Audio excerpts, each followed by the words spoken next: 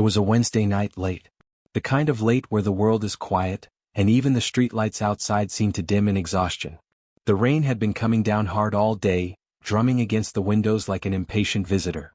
I was sitting in the living room, mindlessly flipping through channels, my brain too fried to focus on anything. Then the knock came. Not a polite tap. Not a hesitant knock.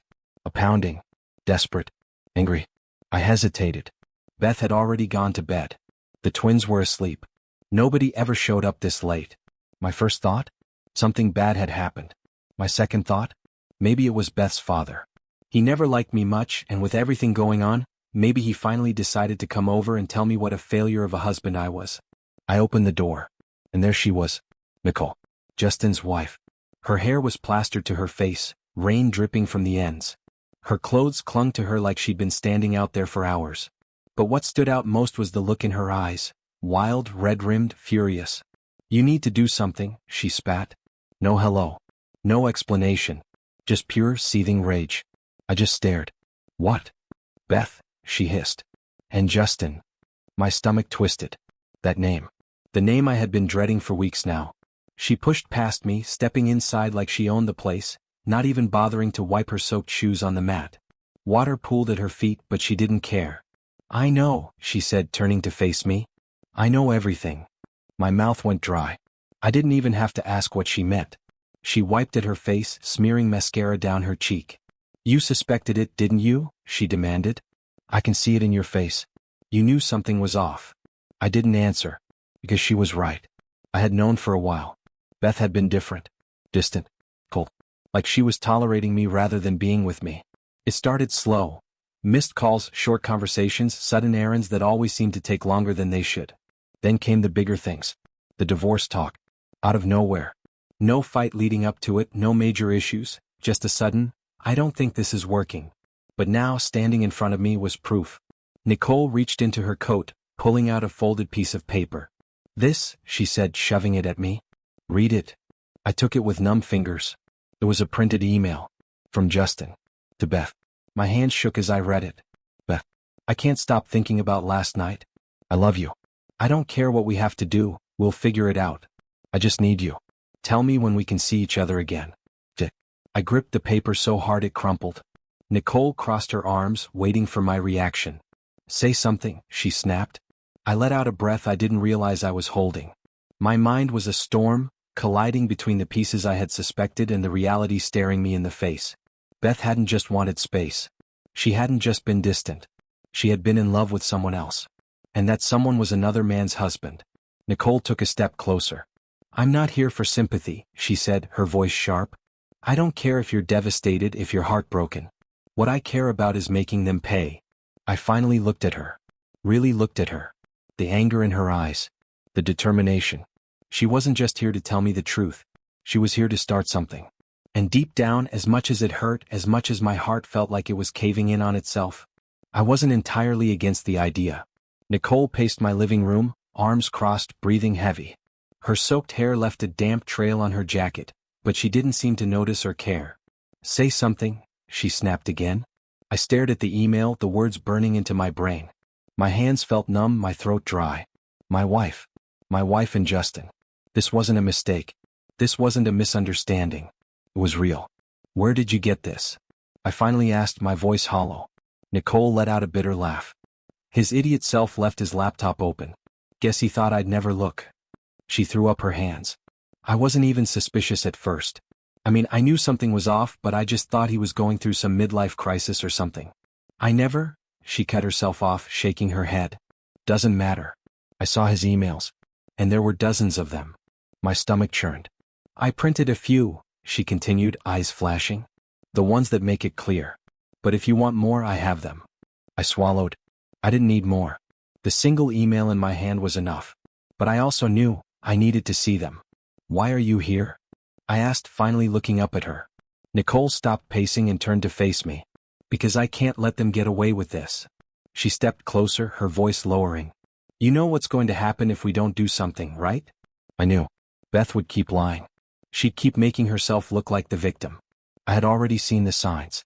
She was setting the stage, telling friends that we had grown apart, that she tried everything, but I was too distant. And Justin?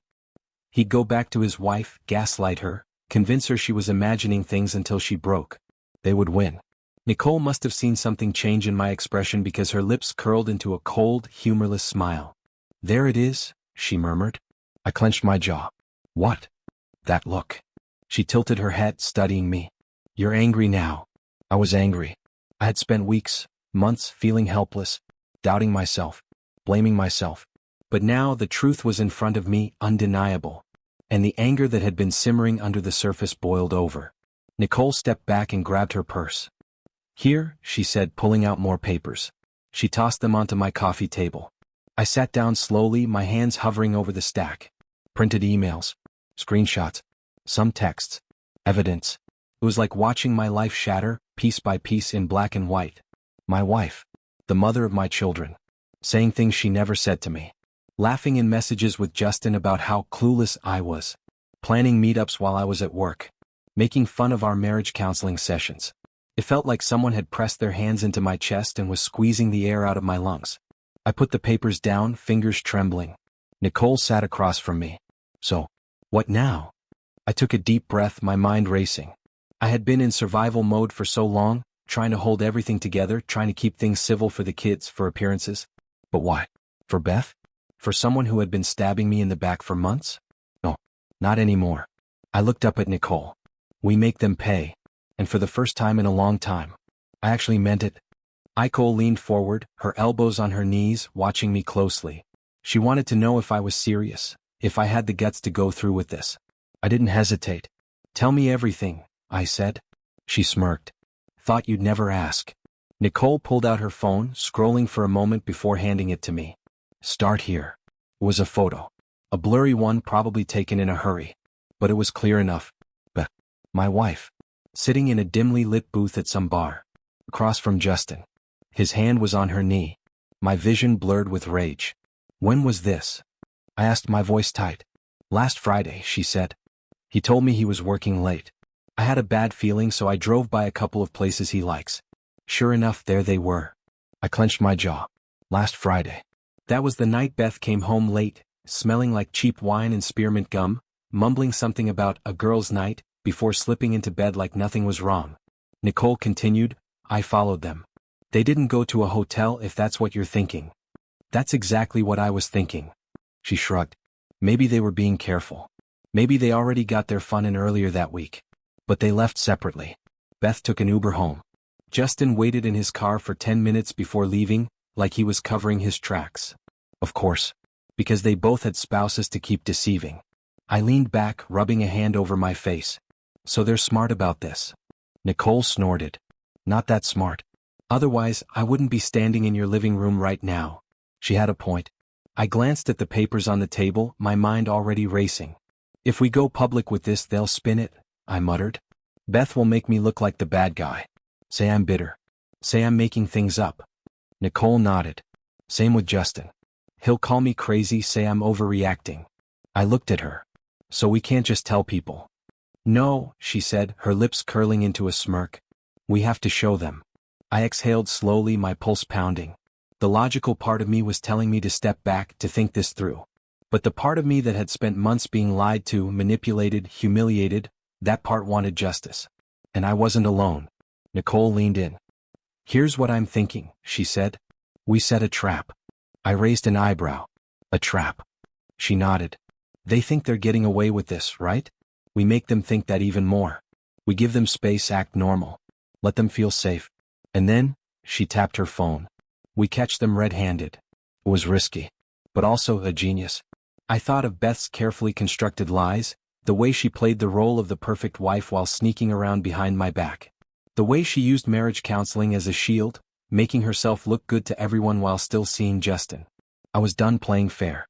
I met Nicole's eyes. Let's do it. She grinned. Oh, this is gonna be fun. Nicole and I sat in my living room, papers spread out on the coffee table, our phones between us like weapons waiting to be fired. The plan was forming fast, fueled by anger and the undeniable need to make them pay. Nicole leaned forward, eyes sharp. We need to be smart about this. They think we're in the dark, so we play along. We don't fight. We don't act suspicious. We act like everything is normal. I exhaled through my nose. That's gonna be hard. She smirked. Yeah, well, we don't have a choice. We need them to get comfortable. The second they think we're onto them, they'll get careful. She was right. If Beth and Justin thought something was off, they'd slow down, get sneaky. We needed them to slip up. Nicole pulled out her phone and started typing. What are you doing? I asked. Texting Justin, she said, her tone clipped. I haven't confronted him yet. If I keep acting normal, maybe he'll get sloppy. I watched as she sent a quick message. Hey babe, what do you want for dinner tomorrow? I was thinking pasta. A few seconds later, her phone dinged. Justin, sounds good. I'll be home late though. Work's been crazy. Nicole snorted. Lying straight to my face. Probably already planning his next meetup with your wife. I clenched my fist. It took everything in me not to grab my phone and call Beth right then and there. But I couldn't. Not yet. I had to act normal. Which meant playing along. I picked up my phone and sent Beth a text. Me, hey, I was thinking we could do a family night this weekend. Take the girls out, maybe get dinner? I didn't expect an enthusiastic response. Beth had been checked out of this marriage for months. But I wanted to see how she played it. A minute later she replied. Beth, that sounds nice. Let's talk about it later? I turned the screen toward Nicole. She rolled her eyes. Classic brush off. She doesn't want to commit to plans in case she's busy with Justin. My jaw tightened. But I forced myself to stay calm. Nicole set her phone down and looked at me. We need proof. Real proof. Something they can't talk their way out of. I nodded. Like what? She leaned back thinking. We need to catch them in the act. Messages are one thing, but they can lie their way out of that. Say it was a joke, say it was out of context. She tapped her fingers on the table. But pictures? Video? That's different. I ran a hand through my hair. How do we get that? Nicole smirked. We give them a perfect opportunity. Somewhere they'll think they're alone. Somewhere they won't expect us. A plan started forming in my head. Beth had been using marriage counseling as a cover. Telling her friends and family that we were working on things, when in reality she was just buying time. What if I used that against her? I looked at Nicole. What if I pretend to go on a trip? She raised an eyebrow. Go on. If Beth thinks I'm out of town, she'll feel safe enough to meet up with Justin. We just have to find out where they go. Nicole's grin widened. Now that's an idea. I swallowed, the weight of it all sinking in. This was happening. We were actually doing this. And if everything went according to plan, Beth and Justin were about to get the shock of their lives. The next morning I played my role. Beth was in the kitchen pouring coffee like it was just another normal day. She barely looked at me when I walked in, just muttered, "Morning," like I was a coworker she barely tolerated. I sat down at the table, pretending to scroll through my phone. Then casually I said, I have to head out of town for work this weekend. That got her attention. She turned, her fingers tightening around her mug. Oh. I nodded, keeping my expression neutral. Yeah. Last-minute thing. Probably gone Friday through Sunday. Not a big deal, just a conference. Beth hesitated, like she was trying to gauge if I was lying. I wasn't, technically. There was a conference happening, a yearly thing I usually skipped. But this time it was the perfect excuse. She took a slow sip of her coffee, then set it down. Okay, she said too casually. Do you need me to do anything while you're gone? I almost laughed. Oh, you mean besides sneaking off with your boyfriend? Instead, I shook my head. Nah, just the usual with the girls. She nodded and I watched her body language shift. The stiffness in her shoulders eased. She glanced at her phone quickly, like she was already making plans. I had her. Now I just needed to confirm it. Nicole was already 2 steps ahead. That afternoon she sent me a text. Nicole, I checked Justin's calendar at work. He suddenly scheduled a golf day for Saturday. He doesn't even like golf. I smirked. Me, he's setting up his cover story. Beth thinks I'm gone. He thinks you'll buy his excuse. It's happening. Nicole, then we need to find out where. That was the tricky part. Beth and Justin weren't stupid.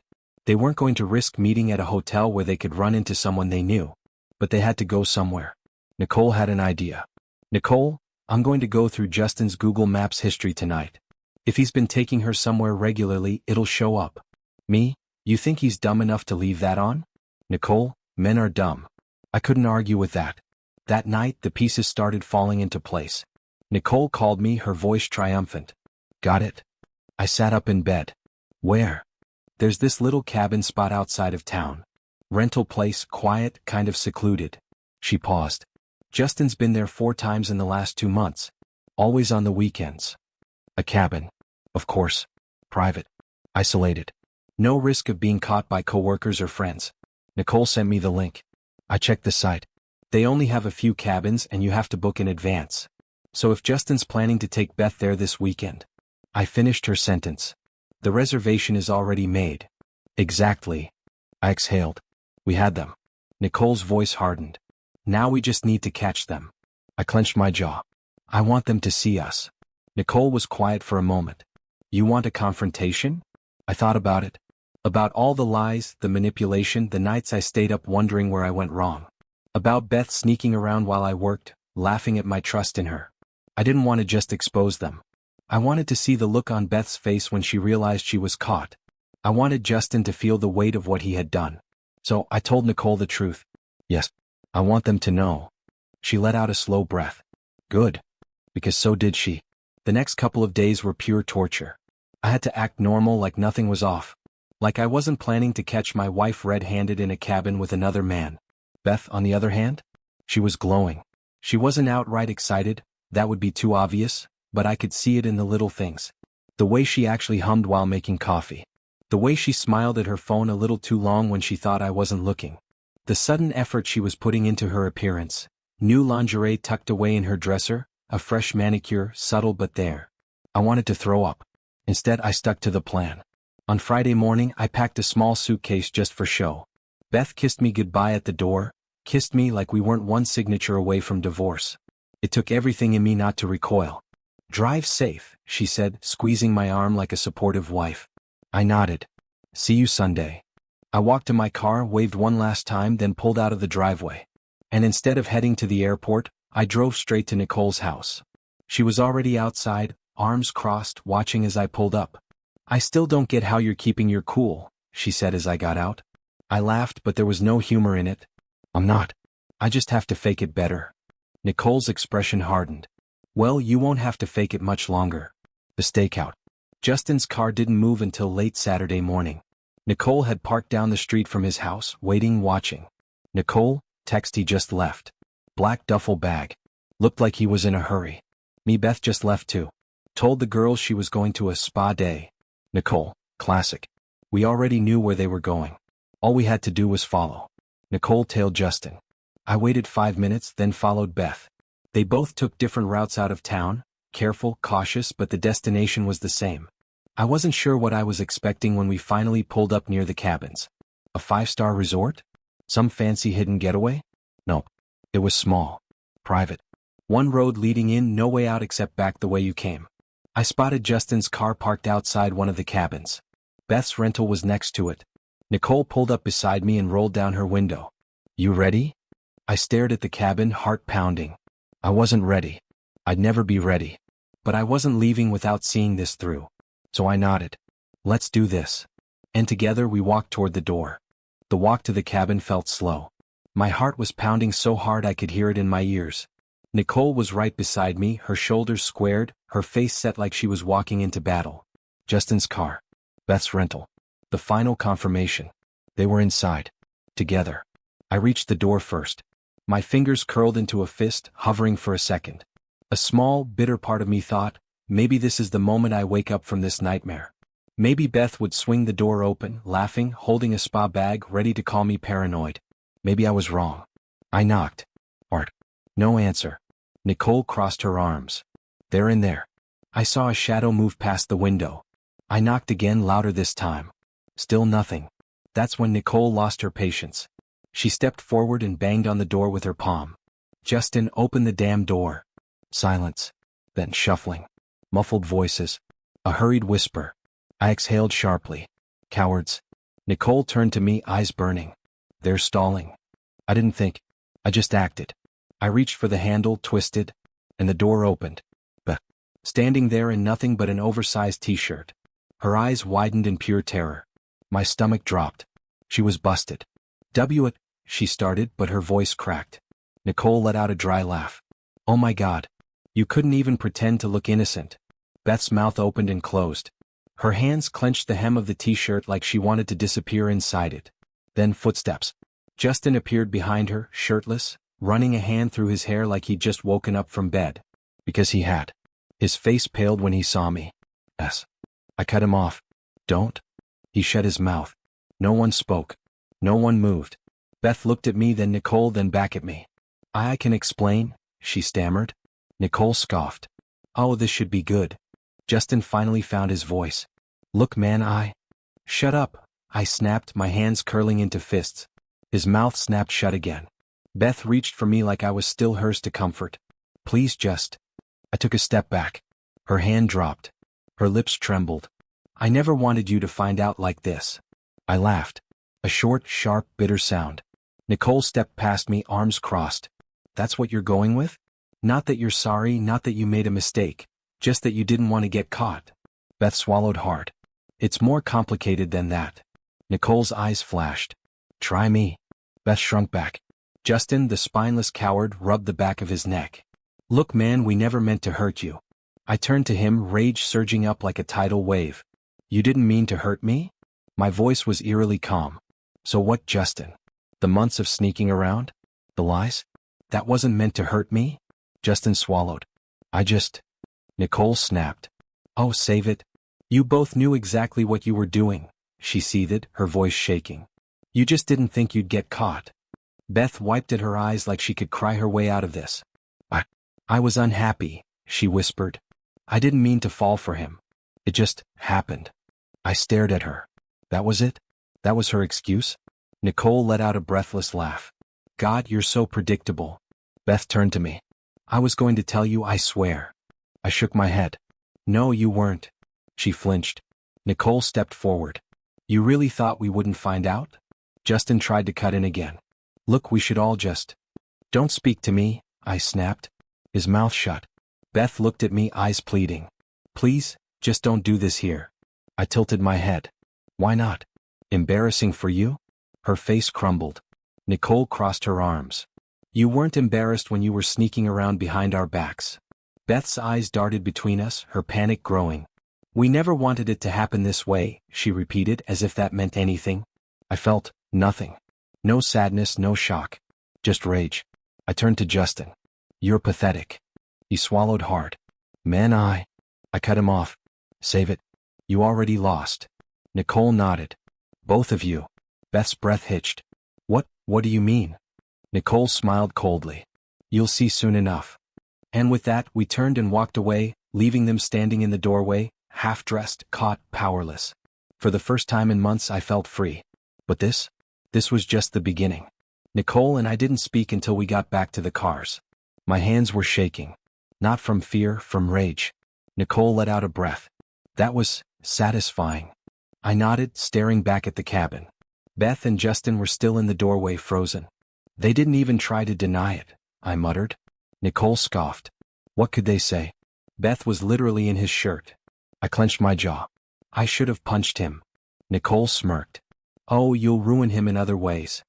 I glanced at her. What do you mean? She pulled out her phone. I recorded everything. I blinked. Wait, what? She turned the screen to me. The video was already playing. Beth stammering. Justin looking guilty. Me furious. Every lie. Every excuse. All of it on camera. Nicole grinned. Now we really make them pay. Nicole sent me the video that night. I watched it over and over, letting the reality sink in. Beth's panicked face. Justin's guilty silence. The proof of their betrayal. Nicole texted me soon after. Nicole, what's our next move? I stared at the message. My mind was buzzing. Then an idea hit me. We let the world see them for who they really are. Nicole's reply came instantly. Nicole, now that's what I like to hear. She sent one last message before I could respond. Nicole, let's ruin them. Nicole didn't waste time. By morning, she had already sent the video to a few key people. Justin's boss, his family, a couple of their mutual friends. Just a little taste of the truth. I did the same. Beth had spent months making herself look like the victim in our marriage. I wasn't about to let her control the narrative. I forwarded the video to her parents first, then to a few of our close friends. Then I posted it anonymously in a local Facebook group. No names, just the proof. The reaction was instant. My phone blew up. Messages from friends, from Beth's relatives, even from Justin's sister. Nicole texted me 3 simple words. It's working. By midday the damage was done. The video had spread like wildfire. Beth's carefully crafted image, the devoted wife, the struggling victim of a failing marriage, was shattered. No more whispered excuses about growing apart. No more fake concern from her friends about how I wasn't making her happy. People saw the truth now. Nicole called me, her voice buzzing with satisfaction. "You need to check Facebook." I opened the app and scrolled through the posts in the local group. Hundreds of comments. People speculating. Some already piecing together who it was. A few even flat out naming Beth and Justin. But the best part? Justin's wife, Nicole herself, had commented. "Imagine giving your whole life to someone only to find out they've been sneaking around behind your back for months." Oh, and their excuse? "We didn't mean to get caught." Disgusting. The comments under her post were brutal. "If that was my husband, he'd be packing his stuff on the street. Who even does this to their own spouse?" The lack of guilt is insane. "She looks embarrassed but not sorry. Big difference. You should take everything in the divorce. Leave him with nothing." Then, something I didn't expect. Beth's own friends started turning against her. One of them, Lauren, commented, "Wow. So this is what was happening while she was pretending to work on her marriage? I feel sick." Another one, Steph, replied, "I actually believed her. She told us her husband had emotionally checked out. That she was lonely. That she tried everything. Guess that was a lie too." That one stung because I had believed her too. I had spent months thinking maybe I was the problem. Maybe I wasn't doing enough. Maybe I had been too distant, too focused on work, too caught up in being a provider and not a partner. But now I saw Beth for what she really was. And she wasn't taking it well. Beth breaks. Beth called me 6 times. I ignored everyone. Then came the text. "Beth, we need to talk. Beth, please call me. Beth, you're blowing this out of proportion. Can we just talk?" I let her sweat for a few hours before finally replying. "Me, there's nothing to talk about. You made your choice. Now you live with it." Her response came fast. "Beth, I didn't want it to be like this. You weren't supposed to find out this way." I stared at the message, my blood boiling. She still wasn't sorry. She wasn't apologizing for cheating. She was apologizing for getting caught. I didn't respond. Instead, I opened my email and forwarded everything to my divorce lawyer. Let's see how Beth likes losing control. That night, Beth showed up at the house. She didn't call ahead. Didn't text. Just showed up, banging on the door like she had every right to be there. I opened it, blocking the entrance. "What do you want?" Beth looked a mess. Hair unbrushed, face blotchy, eyes swollen from crying. But I didn't feel sorry for her. She did this to herself. "Can we talk?" she asked, voice small. I folded my arms. "We are talking." Her lips pressed together. Inside, I shook my head. Not a chance. Beth exhaled sharply, glancing around the porch like she was trying to gather her thoughts. She swallowed hard. "I didn't mean for it to go this far." I laughed, sharp and bitter. "Which part? The cheating or getting caught?" Her eyes flickered with guilt. "I know I messed up." Wow, what an understatement. Beth clenched her jaw. "I was unhappy, okay? You were always distant, always working." I cut her off. "And instead of talking to me, you decided to screw Justin behind my back?" She flinched. "It wasn't like that." I tilted my head. "No? Then explain it to me." She opened her mouth, closed it, finally whispered, "I don't know." I scoffed. "Yeah, that's what I thought." Beth reached for my hand. "Please, can we just fix this?" I pulled back. "There's nothing to fix." Tears welled in her eyes. "What about the girls?" "The girls?" My jaw tightened. "Now you care." "Of course I care," she snapped, voice cracking. "I never wanted to break our family apart." "You already did." Beth shook her head, desperate. "We can figure something out. I don't want to go through a nasty divorce." "We can." I stopped her with a sharp glare. "You don't get to decide that anymore." She inhaled shakily. "So, what now?" I gave her the coldest look I could muster. "Now," I said. "Now you get exactly what you deserve." And then I shut the door in her face. Beth didn't leave right away. I stood behind the door, listening as she let out a shaky breath. For a second I thought she might start crying. Maybe she was hoping I'd feel bad, that I'd open the door again, that I'd comfort her. She was out of her mind. After a few more seconds she finally walked away. I heard her car door slam, then the engine starting. I let out a slow breath. My hands were still clenched into fists. Then my phone buzzed.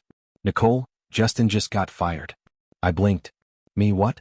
"Nicole, his boss saw the video." Apparently, the company has a strict morality clause. He's out. Effective immediately. I stared at the message, stunned for only a moment, then I smirked. Beth had just come to my house, begging to keep things civil, probably thinking she could still salvage her reputation. Meanwhile, Justin was jobless. Karma was moving fast. I called Nicole. "Tell me everything." She laughed. Apparently, someone sent the video to HR. His boss called him in this morning and ripped him apart. Said it was unbecoming of a senior employee. She paused. His wife cheating might have been one thing, but with a married coworker? That's messy. They don't want that kind of drama attached to the company. I let out a low whistle. And what about Beth? Nicole hummed. Oh, she's about to have a very bad week. I raised an eyebrow. You did something, didn't you? She chuckled. Let's just say, the PDA moms know everything now. I laughed.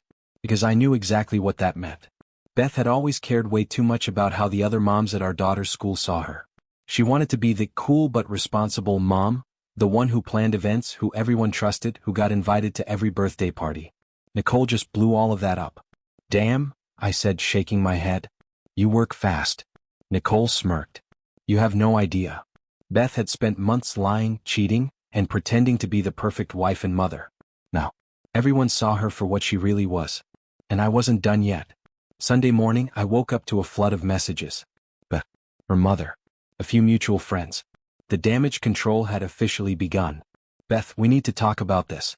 Please, let's be adults. Beth, people are turning against me and I know you had something to do with it. Beth, can you at least take the video down? This isn't just hurting me, it's hurting our family. I didn't reply.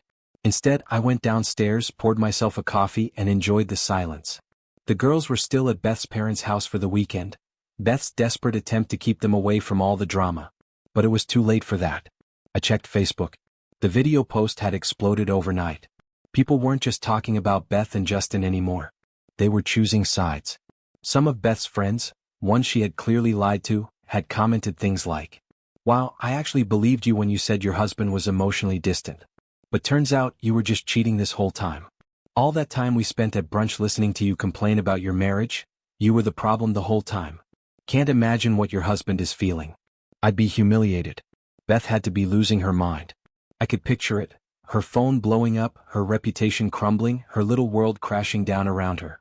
Then Nicole sent me a text. Nicole, just got off the phone with Justin's sister. Apparently his family disowned him. Me, you're joking. Nicole, not even a little. His parents told him to get his pathetic ass out of their house. His sister called him an embarrassment. They want nothing to do with him. I sat back in my chair, exhaling. Beth had lost her reputation. Justin had lost everything. And for the first time in a long time, I felt peace. Then my phone rang. But I let it go to voicemail. A few seconds later, a message popped up. I have nowhere else to go. I stared at the words. Then I blocked her number. She made her bed. Now she had to lie in it. Beth didn't show up at my house again. Maybe she realized there was nothing left to salvage. Maybe she was too ashamed to face me. Or maybe she was just busy dealing with the fallout, because from what I heard she had lost a lot. Nicole kept me updated.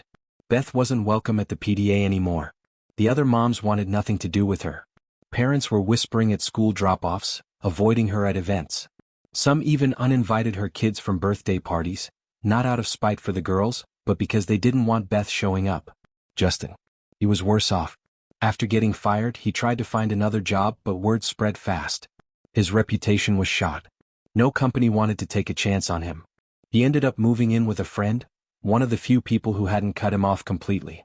Nicole sent me a final text about him. Nicole, he's miserable. You'd love it. I did love it. But the best part? I didn't care anymore. For the first time in months, Beth and Justin weren't my problem. Their downfall wasn't my responsibility. I wasn't lying awake at night wondering what they were doing.